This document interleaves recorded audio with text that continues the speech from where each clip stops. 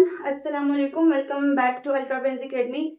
So today we are going to start another interesting and a bit tricky chapter, and that is enzymes.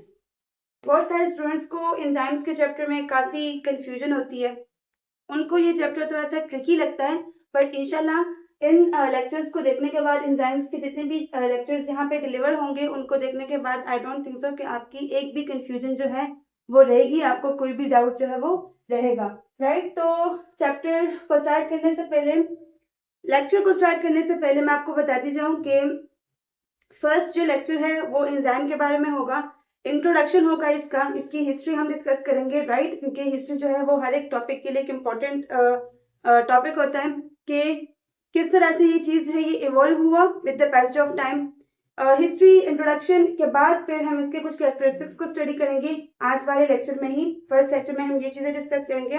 Then next जो lecture होगा that is about structure of enzyme, enzyme का structure होगा, काफी detail में हम इसको discuss करेंगे, और कुछ कॉमन जो टाइप्स है एंजाइम के उसको डिस्कस करेंगे, राइट। थर्ड जो लेक्चर होगा वो मूड ऑफ एक्शन का होगा कि एंजाइम जो है वो बेसिकली अपना फंक्शन कैसे परफॉर्म आउट करता है, उसका मोड ऑफ एक्शन क्या है, मैकेनिज्म उसका क्या है। देन फैक्टर इफेक्टिंग, फिर उसके बाद उसकी क्लासिफिकेशन, जो डिफरेंट क्लासिफिकेशन डिफरेंट ग्रुप्स में, कैटेगरीज में क्लासिफिकेशन हुई है एंजाइम्स की, उसको स्टडी करेंगे। एंड आफ्टर इन लास्ट हम कॉम्पिटिटिव जो इनहिबिटर्स हैं उसमें फिर कॉम्पिटिटिव भी है, नॉन कॉम्पिटिटिव भी है, तो इनहिबिटर्स के कॉन्सेप्ट को हम डिस्कस करेंगे, right. So before starting the topic let's understand कि एंजाइम्स है क्या। अगर हम इसके मीनिंग को देखें, अगर हम इसके मीनिंग को देखें तो एंजाइम का जो मीनिंग है, इन का मतलब है इन, और जाइम का मतलब है ईस्ट। जब हम हिस्ट्री डिस्कस करेंगे तब आपको ये पॉइंट अच्छे से क्लियर हो जाएगा that what does it mean, ये नेम इसके लिए किसने सजेस्ट किया था और इसको इन ईस्ट क्यों कहा जाता है, right. So before diving deep into the topic, पहले समझते हैं कि ऐसा क्या होता है बॉडी में, क्या प्रेजेंट है जिनके जरिए हमारे इतने थाउजेंड्स ऑफ रिएक्शंस जो है वो परफॉर्म आउट होते हैं, राइट। जैसे कि अगर हम नॉर्मली बात करें, कभी आप लोगों ने इमेजिन किया है कि आपके बॉडी के अंदर जो रिएक्शंस हो रहे हैं, तो वो रिएक्शंस अगर एक सिंगल रिएक्शन एक साल लेता परफॉर्म आउट होने के लिए, तो क्या लाइफ एग्जिस्ट करती? ऑब्वियस सी बात है, लाइफ एग्जिस्ट ही ना कर पाती है। अगर एक सिंगल रिएक्शन 1000 पूरा मतलब एक साल लेता परफॉर्म आउट होने के लिए, तो हमारी लाइफ की कोई कंटिन्यूटी ना होती। तो हमारी बॉडी में जितने भी एक्टिविटीज परफॉर्म होते हैं, जितने भी रिएक्शंस परफॉर्म होते हैं, उनके पीछे कुछ माइक्रोस्कोपिक वर्कर्स लगे होते हैं, और वो माइक्रोस्कोपिक वर्कर्स जो हैं, like we can say billion of microscopic workers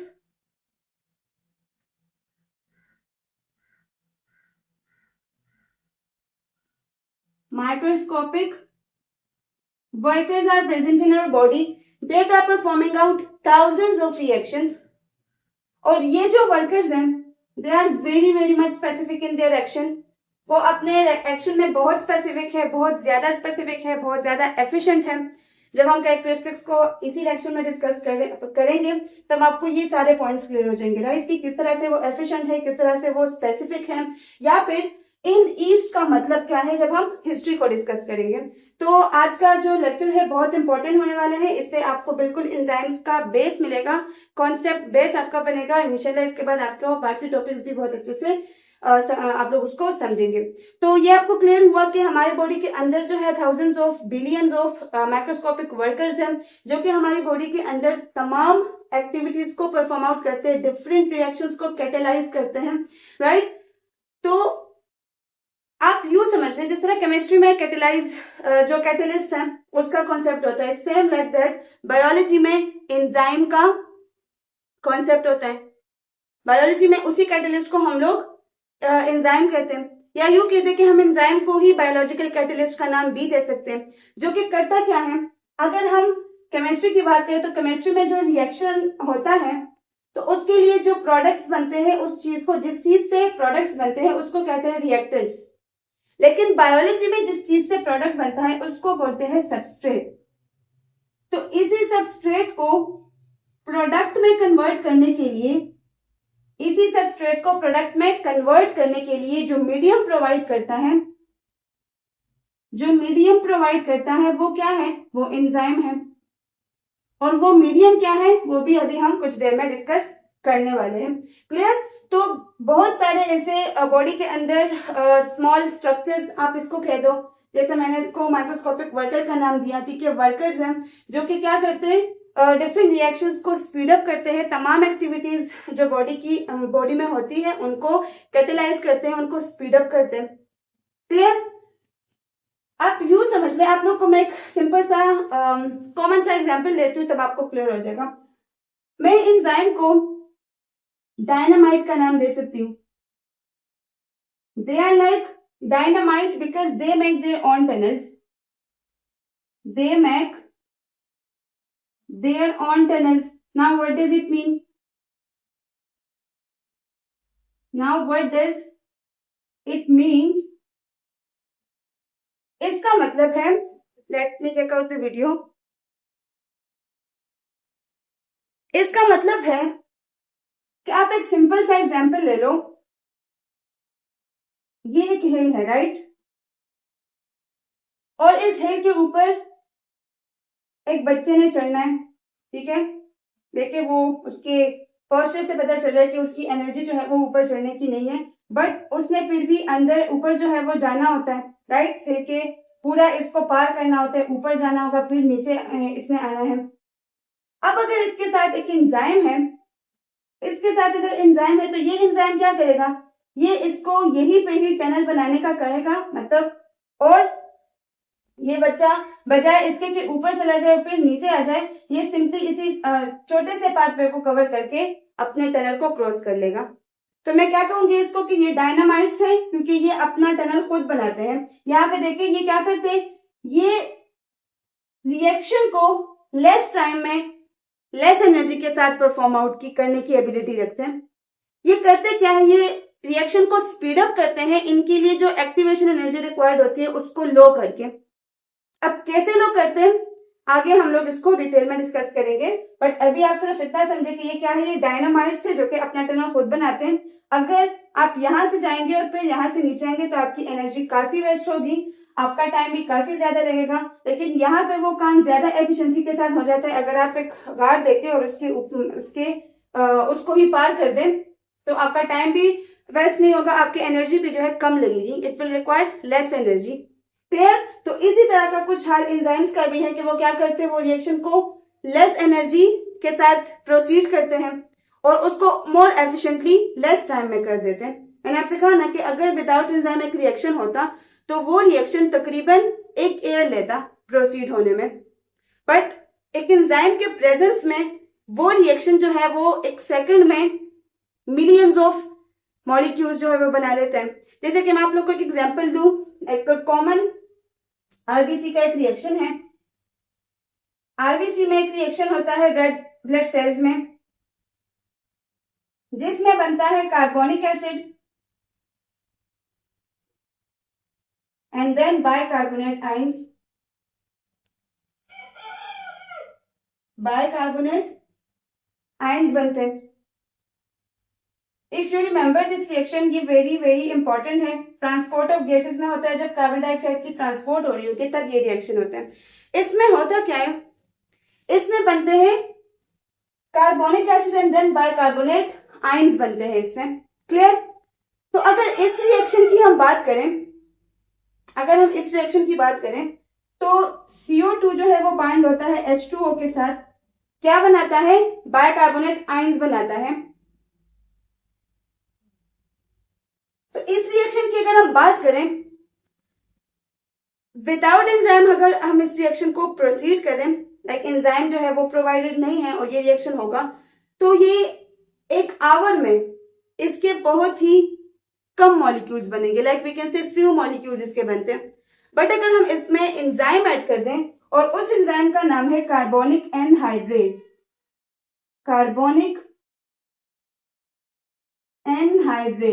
जब हम इसमें कार्बोनिक एनहाइड्रेज ऐड कर दें, फास्टेस्ट एंजाइम है ये नेचर में, राइट? फास्टेस्ट एंजाइम्स है वैसे भी बहुत एफिशिएंट होते हैं, बट उन सब में भी जो सबसे ज्यादा एफिशिएंट और फास्टेस्ट है दैट इज कार्बोनिक एनहाइड्रेज। तो कार्बोनिक एनहाइड्रेज क्या करेगा कि वो एक सेकंड में इसके 600,000 मॉलिक्यूल्स जो है वो बनाएगा, 600,000 मॉलिक्यूल। अब ये भी एक कॉन्ट्रडिक्शन है, कुछ बुक्स में जो है 36,000 मॉलिक्यूल्स का कहा गया है, कुछ में जो है 600,000 मॉलिक्यूल्स का कहा गया है। अगेन आई विल रिपीट कि आपके बुक में जो भी पॉइंट है आप उसी को फॉलो करें, मेरे उस पर रिलाई ना करें, ठीक है। इससे रिलेटेड, इस टॉपिक से रिलेटेड आपके बुक में जो भी नॉलेज है आप उसी को काइंडली फॉलो किया करें, राइट। तो इसी तरह से एंजाइम क्या करता है कि वो स्पीड अप करता है रिएक्शन को। जो रिएक्शन ज्यादा टाइम में होता है या फिर उस रिएक्शन के कम मॉलिक्यूल्स बनते हैं, तो वो उस रिएक्शन को इतना स्पीडी बना देता है, उसके एक्टिवेशन एनर्जी को लो करके, कि वो रिएक्शन बहुत कम टाइम में बहुत ज्यादा मॉलिक्यूल्स जो है वो बनाता है, मतलब बहुत कम टाइम में सबस्ट्रेट से प्रोडक्ट्स जो है वो बन जाते हैं। क्लियर? तो हम यूं कहेंगे कि एंजाइम्स जो है वो नियरली बॉडी के जितने भी प्रोसेसेस हैं, उन सबको प्रोसीड करते हैं, उन सबको कैटेलाइज करते हैं, उन सबको स्पीड अप करते हैं, रेट ऑफ रिएक्शन को इंक्रीज करते हैं और एक्टिवेशन एनर्जी को लो करते हैं। मतलब रेट को इंक्रीज करते हैं कैसे? जब वो एक्टिवेशन एनर्जी को लो कर लें। अभी सिर्फ आप लोग ध्यान में यही पॉइंट रखें कि वो एक्टिवेशन एनर्जी को लो करते हैं रिएक्शन को स्पीड अप करने के लिए। और बाकी तो इंट्रोडक्शन था आप लोग को एक कॉन्सेप्ट देने के लिए मैंने आपको बताया। तो एंजाइम क्या करता है कि बॉडी में जितने भी प्रोसेसेस होते हैं, आपने एक छोटा सा बाइट लिया, राइट, उसको डाइजेस्ट करने से लेके आपके डीएनए को रिपेयर करने तक जितने फंक्शंस है वो कौन परफॉर्म करता है, जितनी एक्टिविटीज है, जितने रिएक्शंस है, उनको कौन कैटेलाइज करता है? एंजाइम्स कैटेलाइज करते हैं, राइट। और वो एंजाइम्स क्या है? वो एंजाइम्स प्रोटीन है नेचर में। इसीलिए तो हम कहते हैं कि हमारे डीएनए में जो इंफॉर्मेशन है, जो हम कहते हैं कि एक जो जनरेशन है उससे दूसरी जनरेशन में ट्रांसफर होता है, तो वो इंफॉर्मेशन बेसिकली प्रोटीन्स के लिए क्यों होती है? आहिस्ता आहिस्ता आप लोग को इम्पोर्टेंस जो है वो क्लियर हो रहा है। मैंने बाकी लेक्चर्स में भी 2-3 मैं इस पॉइंट पे बहुत ज्यादा एम्फेसाइज किया, क्योंकि बच्चों को ये पता होता है कि हमारे डीएनए में इंफॉर्मेशन होती है जो कि एक जनरेशन से दूसरी जनरेशन में ट्रांसफर होती है, बट उन्हें ये नहीं पता होता कि ये जो इंफॉर्मेशन है ये बेसिकली है किस चीज के लिए। और अगर प्रोटीन के लिए है तो प्रोटीन के लिए क्यों? उनके जहन में डाउट होता है कि why just for proteins, why it is not for lipid और कार्बोहाइड्रेट्स और न्यूक्लिक एसिड्स, राइट। तो प्रोटीन्स के लिए इसलिए होता है क्योंकि एक इंपॉर्टेंस तो हमें इसका सामने आ रहा है कि हमारे बॉडी में बिलियन माइक्रोस्कोपिक वर्कर्स है जो कि डिफरेंट रिएक्शंस को स्पीड अप करते हैं, और उस रिएक्शंस को स्पीड अप करने के लिए उनका नेचर जो है वो क्या होता है? प्रोटीनिशियस होता है। तो इसी वजह से भी जो इंफॉर्मेशन होती है डीएनए में वो प्रोटीन्स के लिए स्टोर होती है। आगे आगे जब जितना चैप्टर्स को आगे लेके जाएंगे, चीजों को समझेंगे, तब आपको और भी क्लियर हो जाएगा। जब हम हीमोग्लोबिन और इन चीजों की तरफ जाएंगे, एंटीबॉडीज, इम्यूनिटी की तरफ, तब आपको और भी ये पॉइंट क्लियर हो जाएगा that why that information is just for proteins, lipids या कार्ब्स के लिए क्यों नहीं है। तो इतना आप लोग को क्लियर हुआ। एंजाइम्स जो है वो क्या है? They are just like dynamites that make their own tunnels. वो क्या करेंगे? सबस्ट्रेट को कन्वर्ट करेंगे प्रोडक्ट्स में, राइट। और इसका मतलब क्या है इन और ईस्ट, ये अभी आपको हिस्ट्री जब हम समझेंगे तो उसमें आपको पता चल जाएगा। तो अभी आप लोग अभी से एंजाइम्स का डेफिनेशन जो है वो डाल दो। हिस्ट्री के बाद जब कैरेक्टरिस्टिक्स हम स्टडी करेंगे तब आपको ये जितने यहाँ पे पॉइंट्स डिस्कस हो रहे हैं वो क्लियर हो जाएंगे। Enzymes are biological catalysts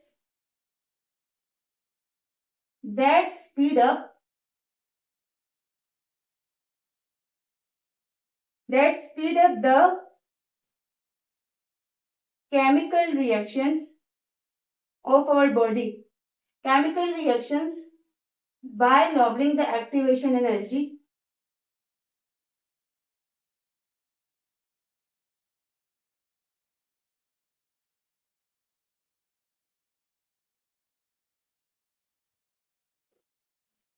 enzymes क्या है? बायोलॉजिकल कैटलिस्ट है जो कि स्पीड अप करते हैं रिएक्शंस को, राइट। केमिकल रिएक्शंस, वो केमिकल रिएक्शंस हमारी बॉडी में होते हैं, जो इंडस्ट्री में होते हैं उनको कैटलिस्ट करते हैं। लेकिन हमने यहाँ पे क्या कर दिया? Biological catalyst. Biological catalyst mean they are present in a living body, while industry is not a living body, right. तो उसमें कैटलिस्ट होते हैं, यहाँ पे बायो कैटलिस्ट होते हैं। So enzymes are biological catalyst that speed up the chemical reactions by lowering the activation energy. इतना आप लोग अपने साथ नोट कर लो। अब इसके बाद हम डिस्कस कर रहे हैं हिस्ट्री को। तो हिस्ट्री को डिस्कस करने का पर्पस ये नहीं है कि आप लोगों को कुछ कंफ्यूजन है वो आप लोगों की दूर हो जाए, वो कंफ्यूजन अभी आपके सामने आ जाएगा एंड देन आपकी वो कंफ्यूजन जो है वो दूर भी हो जाएगी इंशाल्लाह। तो अब डिस्कस करते हैं हिस्ट्री ऑफ एंजाइम को।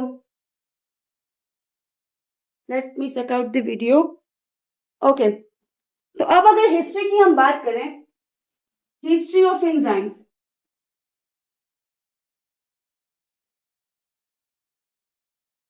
या हिस्टोरिकल बैकग्राउंड ऑफ एंजाइम। तो हिस्ट्री ऑफ एंजाइम्स या हिस्टोरिकल बैकग्राउंड ऑफ एंजाइम में सबसे पहले जो बात आती है, वैसे नॉर्मली हमारे बुक्स में होता है कि जाइमेस जो था वो फर्स्ट डिस्कवर्ड एंजाइम था, बट जाइमेस की अपनी एक अलग कहानी है, वो हम बाद में डिस्कस करेंगे। पहले देखते हैं कि सबसे पहले जो फर्स्ट एंजाइम डिस्कवर हुआ था वो 1833 में हुआ था। 1833 में हुआ था। किसने किया था? जीन फ्रैंकियोस।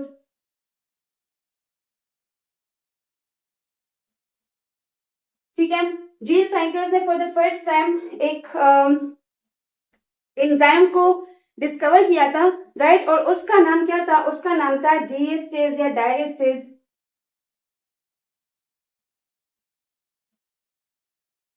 डीएस्टेज या डायस्टेज उसका नाम था, जो कि शुगर मॉलिक्यूल्स को कन्वर्ट कर रहा था। ठीक है, शुगर मॉलिक्यूल्स को कन्वर्ट कर रहा था, जिसको आजकल हम लोग क्या नाम देते हैं?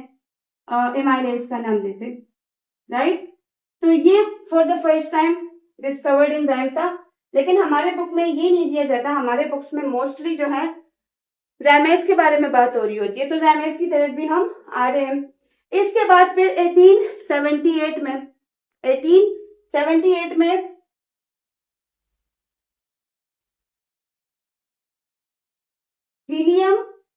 वेलहेलम या वेलहम कोहने ने क्या किया था? इसके लिए नेम सजेस्ट किया। देखिए, एग्जैक्ट उन टाइमिंग्स का किसी को नहीं पता, बट डिफरेंट बुक्स में डिफरेंट टाइमिंग्स और डिफरेंट डेट्स जो है वो दिए गए होते हैं। वैसे मैं यही सोच रही थी कि अगर 78 में वेलहेलम ने इसको नाम दिया एंजाइम्स का मतलब ईस्ट का, तो जो लुइस पास्चर थे या जो बकनर थे, उन्होंने तो 1897 में बात की थी जाइमेस के बारे में, राइट। बट यही मैं आपको कहूंगी कि आप लोग अपने बुक्स को फॉलो करें, आपके बुक्स में जो डेट्स होती है आप उसी को फॉलो करें, तो आपको फिर कोई कंफ्यूजन नहीं होगी। तो 1878 में विल्हेल्म कोहने ने इसके लिए नेम सजेस्ट किया, और इसके नेम के अकॉर्डिंग इन और जाइन मीन ईस्ट। तो अब इस कॉन्सेप्ट को समझते हैं कि इन ईस्ट का मतलब क्या है। अब 78 के बाद 1897 में, या आप इसको यूं भी समझते हैं कि क्या पता मतलब जीन फ्रैंकियोस के बाद इन्होंने क्या किया था, इन्होंने डीएसएस को डिस्कवर किया था, जो शुगर की कन्वर्जन कर रहे थे। तो मे भी इस टाइम में जो लुइस पास्चर साहब थे, लुइस पास्चर को तो आप जानते ही, ठीक है, पेस्चराइजेशन का प्रोसेस जिसने दिया था। तो लुइस पास्चर जो थे वो क्या, उन्होंने फर्मेंटेशन का प्रोसेस जो था वो डिस्कवर किया था।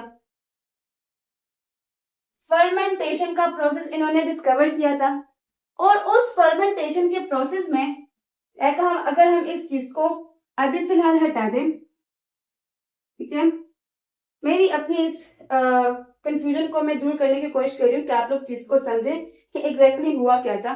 तो लुइस पास्चर ने क्या किया था? फर्मेंटेशन का प्रोसेस किया था इन्होंने, और ये फर्मेंटेशन के प्रोसेस में यूज करते थे ईस्ट को। तो इनके अकॉर्डिंग क्या था कि आप नॉर्मली जब आप लोग आटे में ईस्ट को ऐड करते हो तो वो लिविन हो जाता है, उसकी लीवनिंग हो जाती है, वो रेज हो जाता है, you know like raising the dough, हम जिस तरह से बात करते हैं। तो उस लीवनिंग के लिए उसको रेज करने के लिए इन्होंने ईस्ट को यूज किया था। सो इनके अकॉर्डिंग फर्मेंटेशन का जो प्रोसेस है, लाइक जो फर्मेंटेशन होती है ऑलरेडी, तो वो ईस्ट के लिविंग सेल्स की वजह से होती है, राइट। मतलब इनके अकॉर्डिंग ईस्ट का एक पूरा सेल जो था वो फर्मेंटेशन में हेल्प कर रहा था, ठीक है। बट फिर 1897 में एक दूसरे साइंटिस्ट आए जिनका नाम था एडवर्ड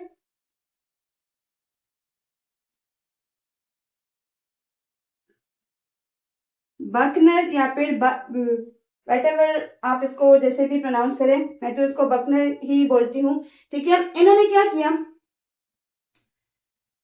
इनको अपने काम की वजह से नोबेल प्राइज भी इवन मिला था। ये बात कर रहे थे कि ईस्ट सेल की वजह से, मतलब ईस्ट के एक लिविंग सेल की वजह से जो है फर्मेंटेशन का प्रोसेस होता है। इन्होंने ईस्ट का सेल लिया, ईस्ट का एक सेल ले लिया और उसको पूरी तरह क्रश किया।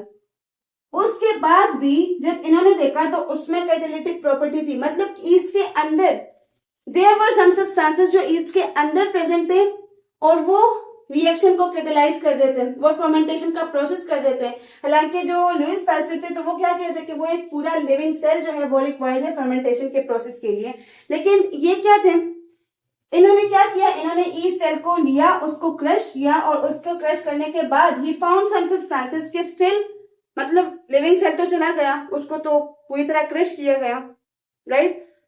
तो उनके अंदर कुछ सब्सटेंसेस प्रेजेंट है जो कि इस रिएक्शन को स्पीड अप कर रहे हैं, जो फर्मेंटेशन का प्रोसेस कर रहे हैं।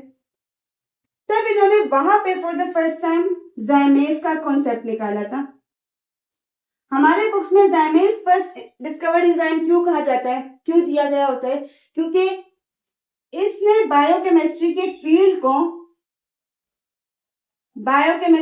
फील्ड को इसने बिल्कुल ट्रांसफॉर्म कर दिया,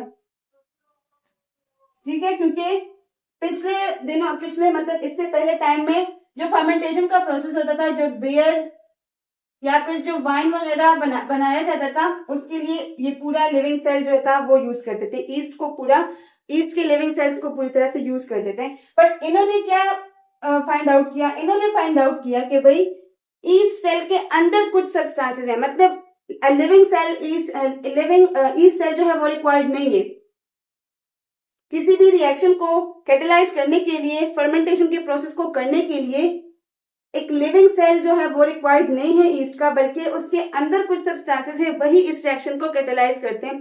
तो इसी वजह से इन्होंने इसको नाम दिया ज़ाइमेज का नाम दिया इसीलिए। और ये जो ज़ाइमेज हमारे बुक्स में फर्स्ट डिस्कवर्ड एंजाइम क्यों कंसिडर किया जाता है, क्योंकि इसी ज़ाइमेज से जो था, इसने क्या किया था, इसने बायोकेमिस्ट्री को पूरी तरह से ट्रांसफॉर्म कर दिया था।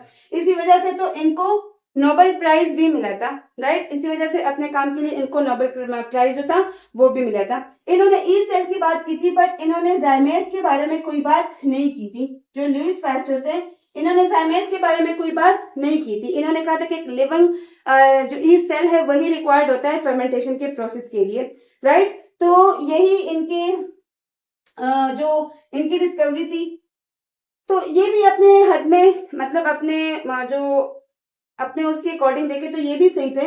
बट एग्जैक्ट जो डिस्कवरी की तो वो किसने की थी, वो पे एडवर्ड बकनर ने की थी और इनको इस वजह से नोबेल प्राइज भी मिला।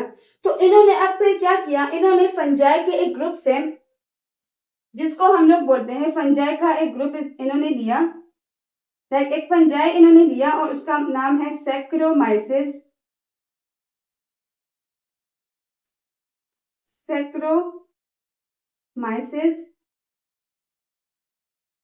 सर्विसाई या सर्विसन। इससे इन्होंने ज़ाइमेज को एक्सट्रैक्ट किया था। और ज़ाइमेज जो है ये एक सिंगल एंजाइम नहीं है, बल्कि ये एक ग्रुप ऑफ एंजाइम है जो कि फर्मेंटेशन का प्रोसेस करता है, राइट। तो यही इनके बीच जैसे में डिफरेंस है। हमारे बुक्स में ज़ाइमेज दिया गया होता है, हम कहते हैं कि फर्स्ट डिस्कवर्ड एंजाइम जो था वो ज़ाइमेज है, लेकिन फर्स्ट डिस्कवर्ड एंजाइम क्या था, डीएस्टेज है। ये इसलिए है क्योंकि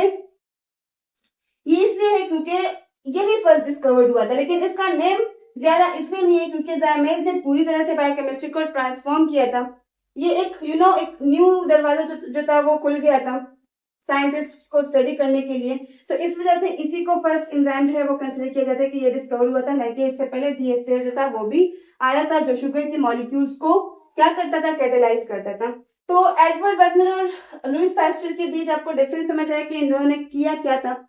इन्होंने ज़ाइमेस के बारे में कोई बात नहीं की थी, इन्होंने कहा था कि एक लिविंग सेल जो है वो पूरा रिक्वायर्ड होता है फर्मेंटेशन के प्रोसेस के लिए। देखिए इन्होंने क्या कहा कि ज़ाइमेस के अंदर सॉरी उसके ईस्ट सेल के अंदर कुछ सब्सटेंसेस होते हैं जो रिएक्शन को स्पीड अप करते हैं। क्लियर? तो होपफुली आप लोग को इनके बीच जो डिफरेंसेस थे वो अच्छे से क्लियर हो चुका होगा कि ज़ाइमेस के बारे में एग्जैक्ट बात किसने की थी और इन्होंने किस चीज के बारे में बात की थी।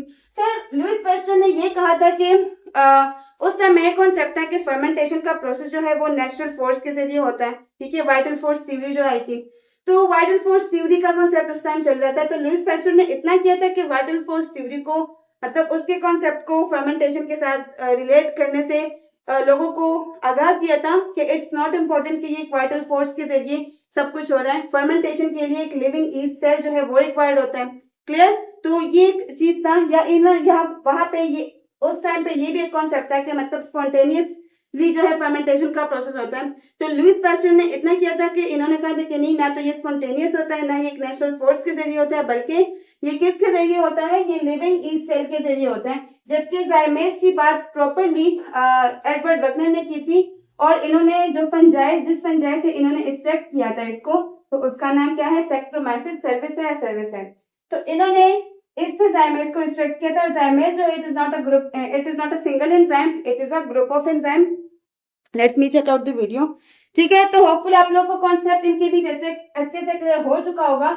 मैंने बार बार रिपीटेशन इसलिए की ताकि आप लोगों को चीज जो है वो क्लियर हो जाए। अक्सर बच्चे इस चीज में कंफ्यूज रहते हैं, तो उनके अकॉर्डिंग जो है ज़ाइमेस होता है, लेकिन जब वो फिर डीएस्टेस को देखते हैं या डायस्टेस को देखते हैं तो फिर वो कहते हैं कि हमें तो ज़ाइमेस का बताया गया था, अब ये कहाँ से बीच में आया।